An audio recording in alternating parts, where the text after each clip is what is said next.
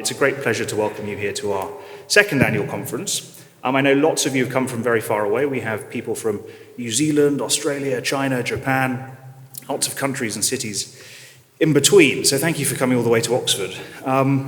As you know, I think, and some of you were there was an excellent first annual conference at Maastricht last September. And Rob and his team did a brilliant job.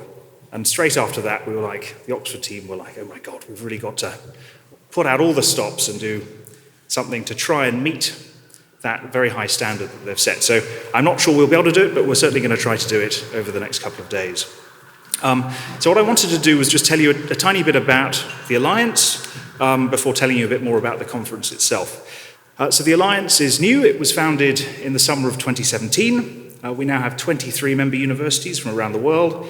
By the end of our committee meeting on Friday, we should have 26. More are set to join later in the year and into 2020. And our rationale and theory of change is really quite simple. We all know that there's a huge amount of practitioner, policymaker, financial regulator, civil society interest in sustainable finance and investment.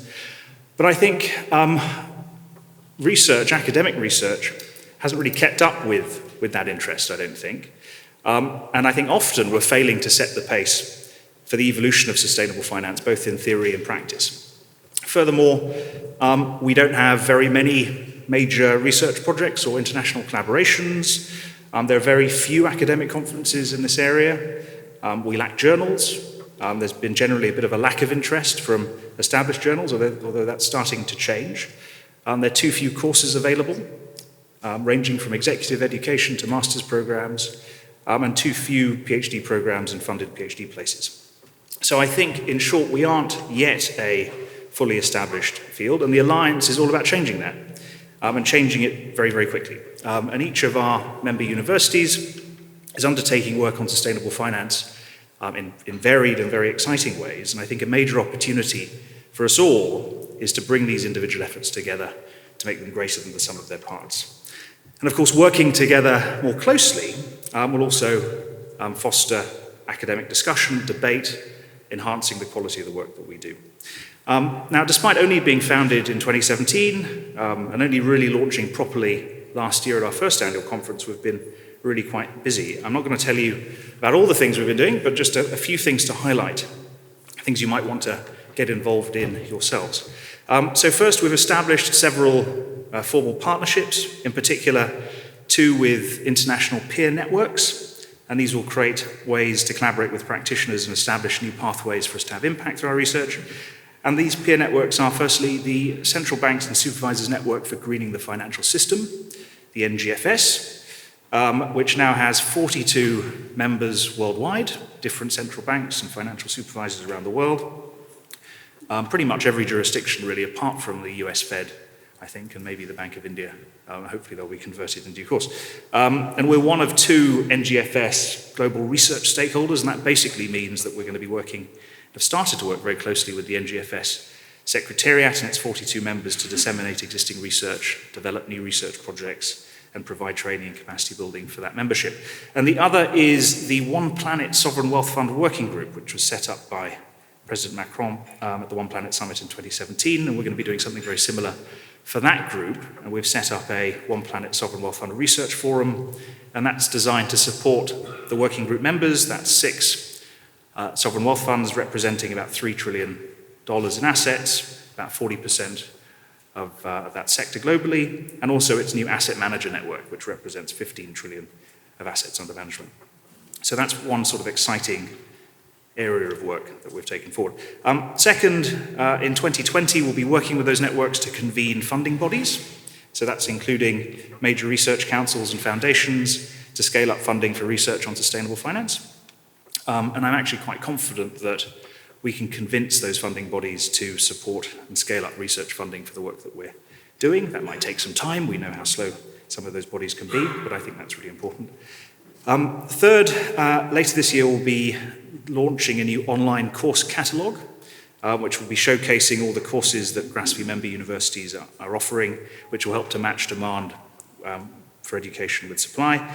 And fourthly, we want to work to secure more funding for PhD students and also for postdoctoral positions to create that really important pipeline for early career researchers. We've had 2 PhD workshops. The first was in Maastricht, the second was yesterday, and we've provided training for 60 students at different stages of their PhDs. And we hope to do more of that and to support PhD students across the Alliance. So some concrete progress, I think important progress. Now, the conference. So we decided very early on in the Alliance that the top priority must really be to deliver a high-quality international academic conference each year, the go-to conference for researchers in our emerging field.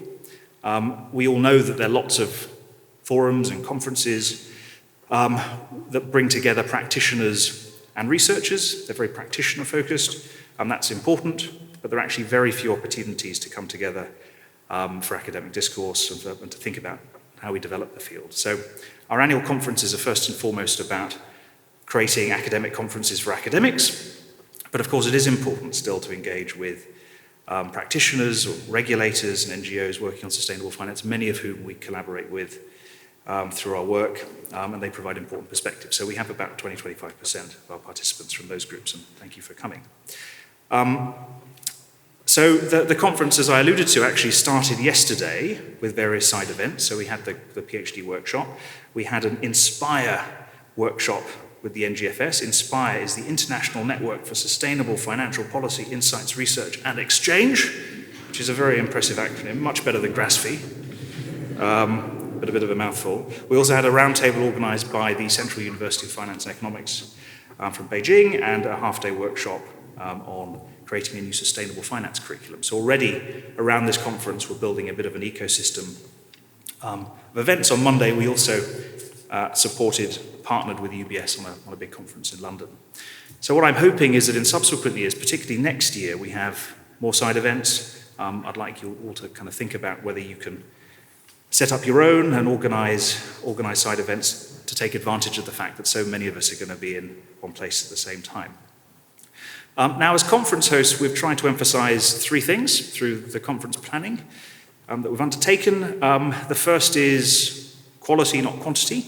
So we had over 120 fully completed papers submitted to present at the conference. 43 of those are being presented over 14 sessions, and we'll also be rewarding excellence. We've got 6 paper prizes, and those will be announced tomorrow evening. And that's very important. The second thing is multidisciplinary research and research from a variety of different disciplines and subdisciplines. So each session, what we're trying to do is ensure that particular topics are addressed from different disciplines, and I think that can be quite important for cross-fertilization between disciplines, but also to more deeply understand topics as well. And then finally, the best of Oxford.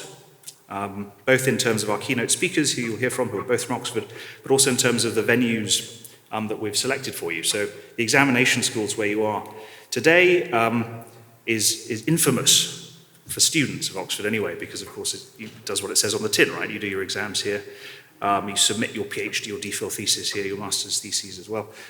So it's sort of a bit of an intimidating place for people that have been at Oxford. New college, where we'll be this evening, not so new, founded in 1379. Called new because it's the second college to have St. Mary in its legal name. Tomorrow we'll be at the Sheldonian, which was finished in 1669 and designed by Sir Christopher Wren. And that's where our university parliament, we're sort of a parliamentary democracy, interestingly, called Congregation, meets, and where degrees are conferred to Oxford graduates. And then finally also the Divinity School, where we'll be having drinks at dinner tomorrow, which is the oldest surviving purpose-built building for university use in the world, completed in 1483. So lots of our kind of our best venues that you'll get to see over the next couple of days. So to kind of wrap up, obviously I really hope you enjoy your stay here.